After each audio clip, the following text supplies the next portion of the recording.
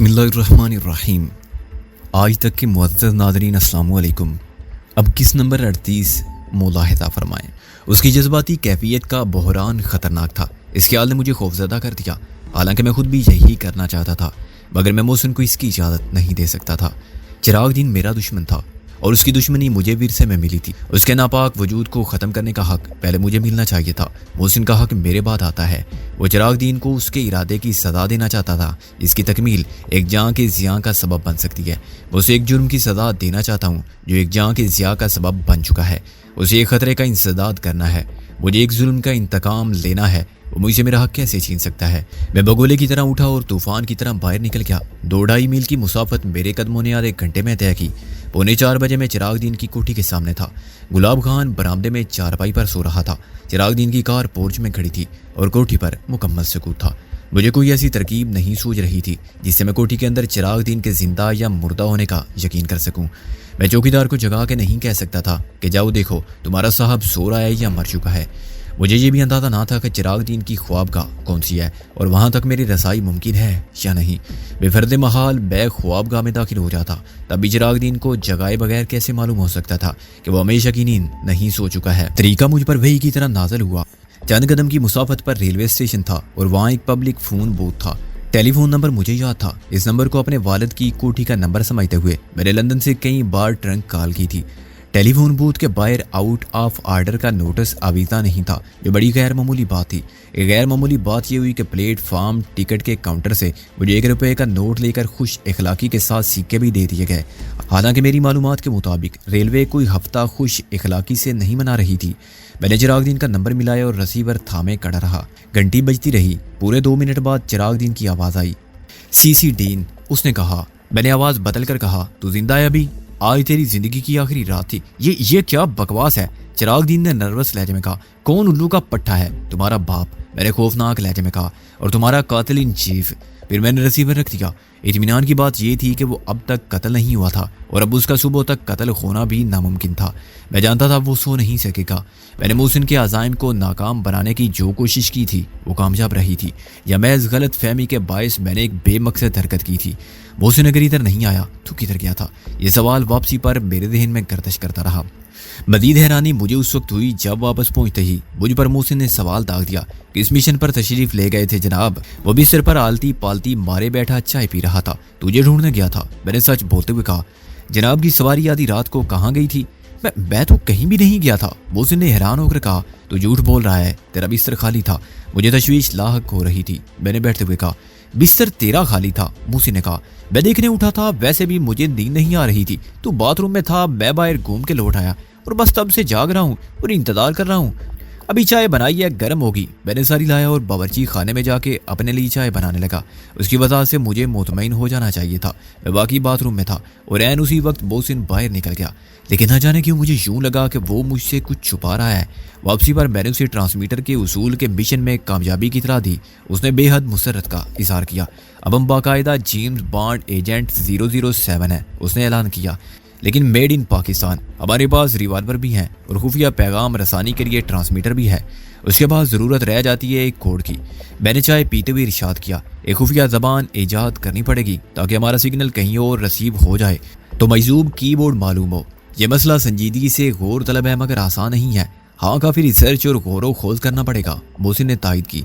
राजदारी की शर्त भी बेहद अहम है। हम दोनों के सिवा किसी को इस कोड का पता नहीं चलना चाहिए और हमें भी कोड याद होना चाहिए। तहरीर के चोरी हो जाने का खतरा रहता है।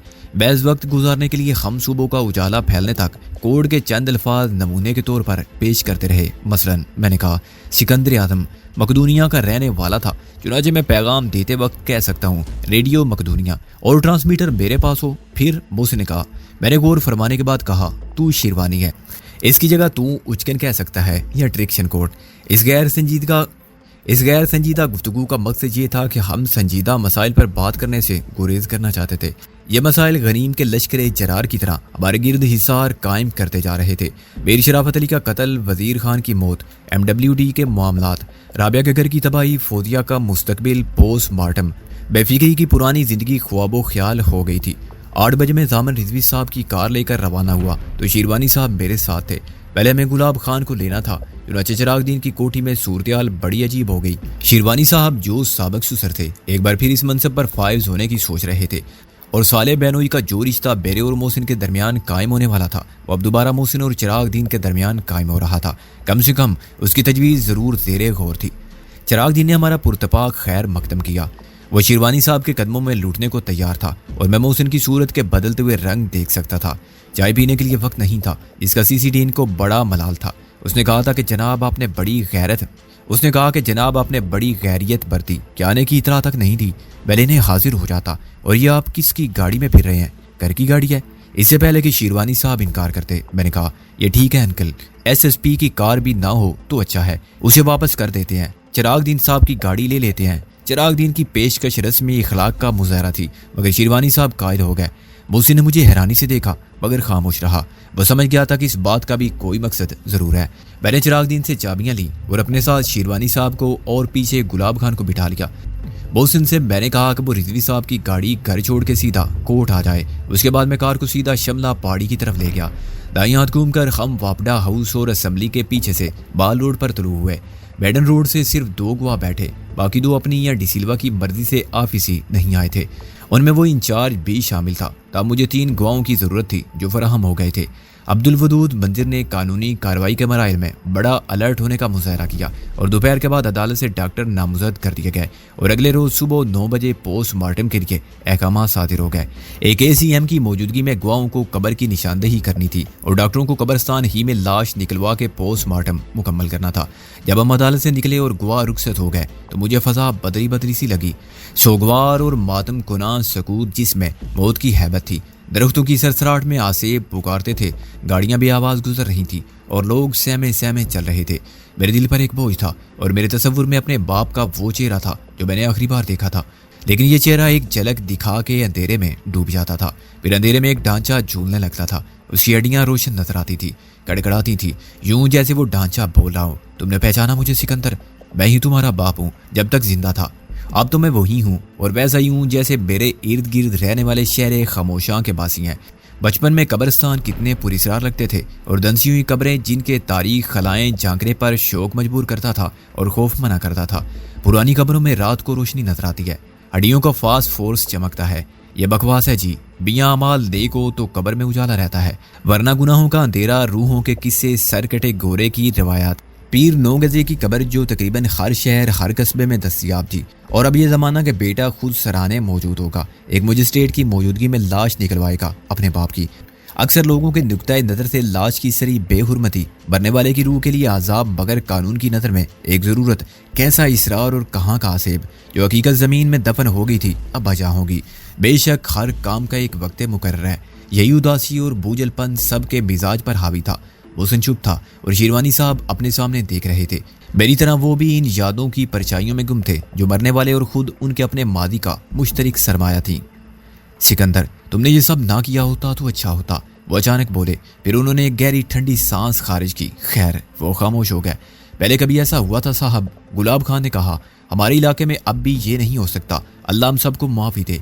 हस्बे को जामन रिजवी साहब अपने कमरे में होने वाली चोरी पर बराफरोख्ता थे।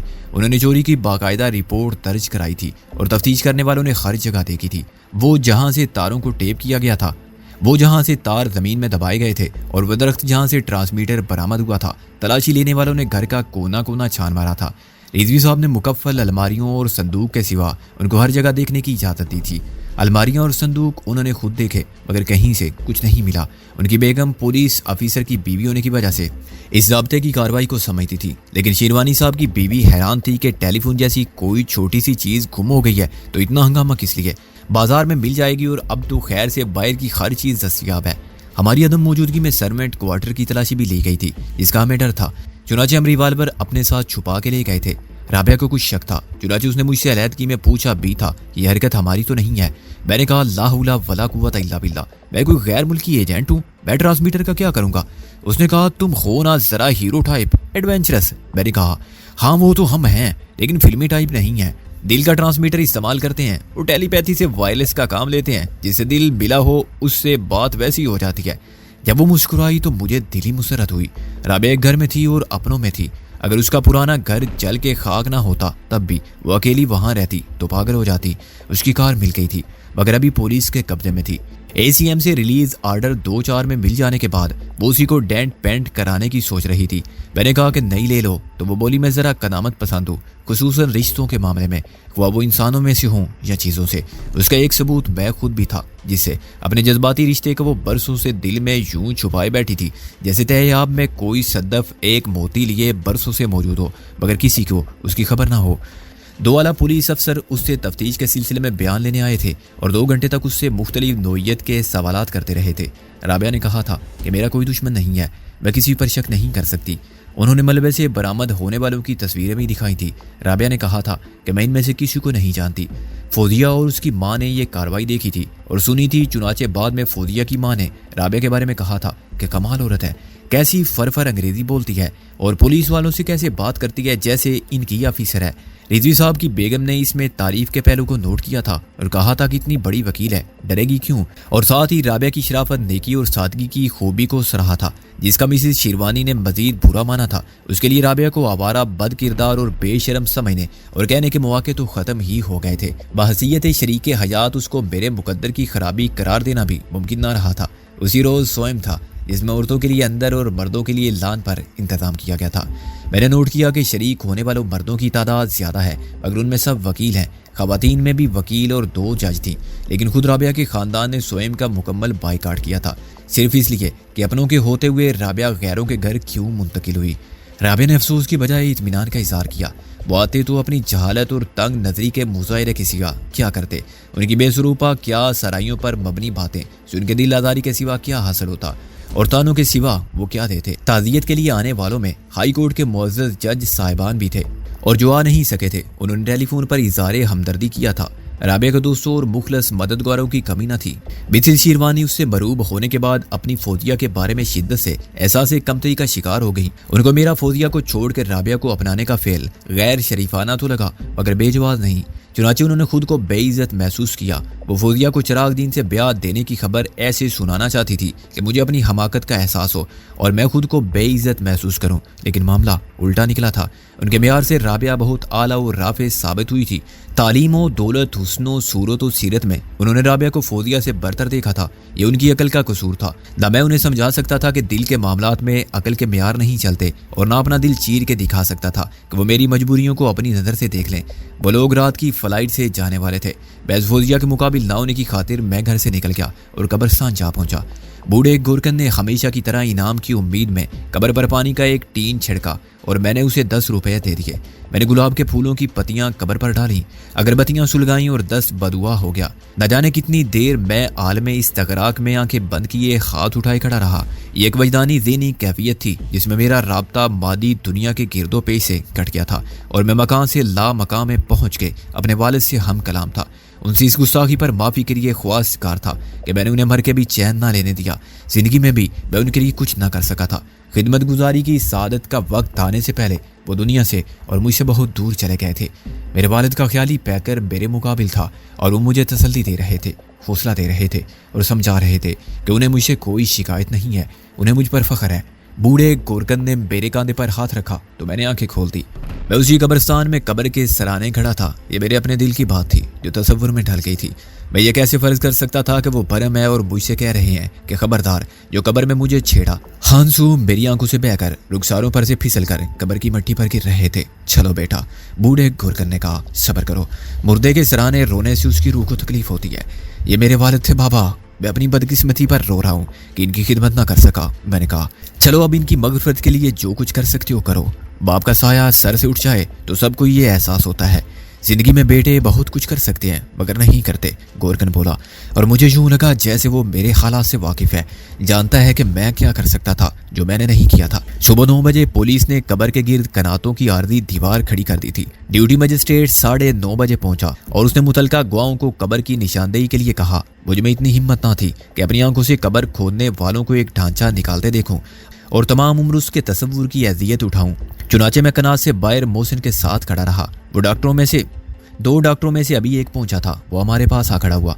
गुलाब खान, पुलिस वाले और मजिस्ट्रेट के अलावा दोनों गुर्बत ज़दा सहमे हुए गवाह कनात के अंदर थे। डॉक्टर साहब, मैंने कहा, मैं आपकी पेशा वाराना जिम्मेदारियों में मुदाखलत नहीं कर सकता और ना आपकी राय पर असरअंदाज होने की कोशिश कर सकता हूँ। सिर्फ मालूमात के लिए कुछ पूछना चाहता हूँ। नौजवान डॉक्टर बड़ी बेनियाजी से सिगरेट पी रहा था। उसके लिए ये कोई जज्बाती मसला नहीं था। पूछिए, वो बोला। इस किस्म के पोस्टमार्टम में मैंने कहा, जहाँ सिर्फ हड्डियाँ रह गई हों, अगर किसी मोहलक ज़रब वगैरह का निशान मिल जाए तो और बात है, लेकिन क्या मौत के दीगर असबाब का तयन भी आसानी से हो जाता है? मेडिकल साइंस अब बहुत तरक्की कर गई है, वो बोला। हमारे पास जदीद तरीन तरीके हैं।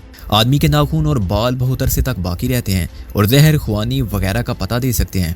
मसलन आर्सेनिक के असरात। कितने अरसे तक? मैंने कहा, 5 से 10 साल बाद तक। इसका इन्हिसार हालात पर है, वो बोला। उसी वक्त दूसरा डॉक्टर नमूदार हुआ। फिर गोरकन की तलाश शुरू होगी। उस वक्त तक 10 बज चुके थे। एक कांस्टेबल कब्रिस्तान में उसके खस्ता हाल मकान तक गया और गोरकन की बजाय एक नौजवान के साथ वापस आया। ये गोरकन का लड़का है जनाब। कांस्टेबल ने मजिस्ट्रेट से कहा। वो बूढ़ा तो मालूम नहीं कहाँ चला गया है। क्यों? मजिस्ट्रेट ने ची बाची होके कहा। क्या उसे अहकामात नहीं पहुंचाए गए थे कि कब्र खोदनी है? किसी ने उसकी बात का जवाब नहीं दिया। वो तलका थाने का SHO ये बेहतर तौर पर बता सकता था, मगर वो मौजूद नहीं था। गोरकन का लड़का आगे आया। बाबा का शाम को जी खराब था सरकार। वो दवा लेने शहर गए थे। रात हो गई थी। हुक्म हो तो तुम कर सकते हो ये काम। मजिस्ट्रेट ने दस्त बस्ताए नौजवान की तरफ देखा। जर के इशारे से उसने अपनी रजामंदी जाहिर की। अब तो मैं ही करता हूँ सरकार, बाबा बूढ़े हो गए हैं। नौजवान ने गोरकनी के हालात संभालते हुए कहा। भट्टी पर पड़ने वाली कदाल की खर ज़रब मुझे अपने दिल पर महसूस होती थी। मोहसिन ने कई बार मुझे हिम्मत से काम लेने की ताकीद की, हालांकि उसकी अपनी हालत खैर थी। आधे घंटे तक मुकम्मल खामोशी में सिर्फ कब्र के खोदे जाने की आवाज़ सुनाई देती रही। फिर एक चीख सुनाई दी। पुरसकूत कब्रिस्तान के दहशतज़दा कर देने वाले माहौल में ये चीख मुझे ज़्यादा भयानक महसूस हुई। सिर्फ एक लम्हे के लिए मैं हैरान होकर सवालिया नज़रों से मोहसिन को देखा। जो लोग इस कार्रवाई में शरीक थे आकिल बालिग थे, और अगर उनको ये काम आधी रात के वैरान सन्नाटे में करना पड़ता तब भी किसी कब्र में से बरामद होने वाले ढांचे को देखकर कोई इस तरह चीख ना मारता। फिर एक गोरकन का जवान बेटा जो इसी शहर खामोशा का एक मकीन था और जिसका पेशा ही इंसानों को सपुर्दे खाक करना था, किस बात से खौफज़दा था? मैं और मोहसिन एक साथ कनात की आर्दी 4 दीवारी में दाखिल हुए तो मैंने मजिस्ट्रेट और डॉक्टरों को ताज़ा मट्टी के ढेर पर से कब्र में झांकने की कोशिश करते देखा। उनकी हैरत और तजस्सुस के जज्बात उनकी सूरतों पर तहरीर थे। नौजवान गोरकन का परेशान चेहरा मुझे उनकी टांगों के दरमियान दिखाई दिया। वो बारी बारी ऊपर से झांकने वालों की तरफ देख रहा था। मैं पूरी एहतियात के साथ एक ऐसी जगह जा खड़ा हुआ जहाँ से मुझे कब्र के अंदर गहराई साफ नजर आती थी। ज़मीन अभी मुश्किल से 3 फुट खोदी गई थी और मिट्टी में से 2 इंसानी खाद नमूदार हो गए थे। ये किसी ढांचे के नहीं, जीते जागते इंसान के हाथ लगते थे, गोश्त पोस्ट के बने हुए और बेकफन। हाथों से उम्र का या रंग का अंदाजा नहीं होता था। जिल्द पर मिट्टी की तय थी जिसने इन हाथों को हम रंगे ज़मीं कर दिया था। नौजवान गोरकन अभी कब्र के तख्तों पर खड़ा था। चुनांचे मुझे उसके खौफ का सबब जानने में देर न लगी।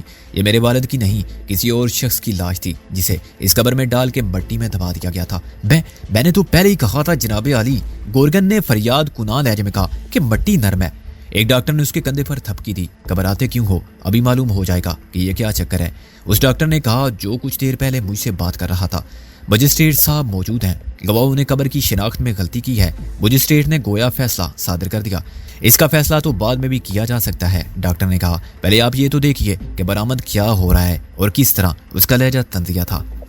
मजिस्ट्रेट ने अपने वकार और मतानत में फ़र्क नहीं आने दिया। हाँ, पहले इसे निकालो, ये जो भी है, लेकिन ज़रा एहतियात से। बेलचा रख के बाकी मट्टी हाथ से हटाओ, दूसरे डॉक्टर ने हुक्म दिया। गोरकन ने तामील की। हाथों के आसपास से मट्टी के हटते ही एक इंसानी सर नमूदार हुआ जिस पर बालों ने भी मट्टी का रंग इख्तियार कर लिया था। अभी मुझे ये ख्याल ही आया था कि नौजवान गोरकन चिल्लाया, ये तो मेरा बाबा है। उसने सर को ऊपर उठाया।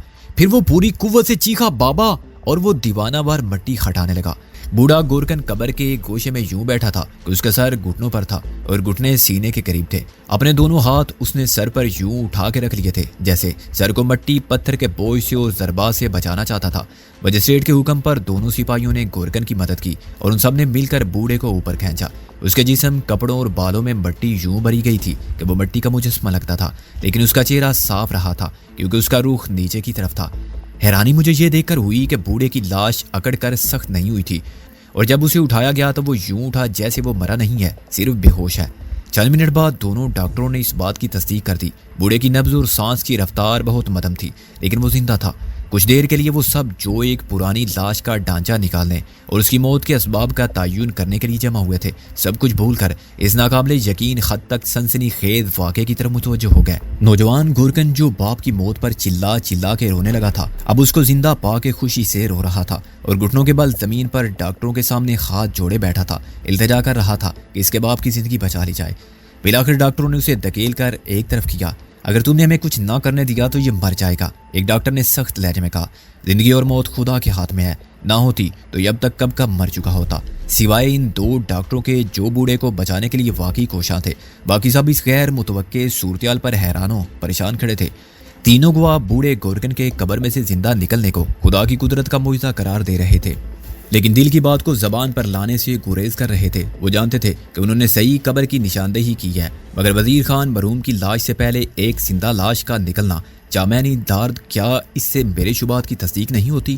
اور کیا مجھے اپنے والد کے انتقال پر قتل کا جو گمان تھا وہ بے سبب تھا؟ اس پوری اسرار واردات نے ایسے بہت سے سوالات کو جنم دیا تھا جو میرے ذہن سے بالواسطہ طور پر دوسروں کے ذہن میں منتقل ہو گئے تھے۔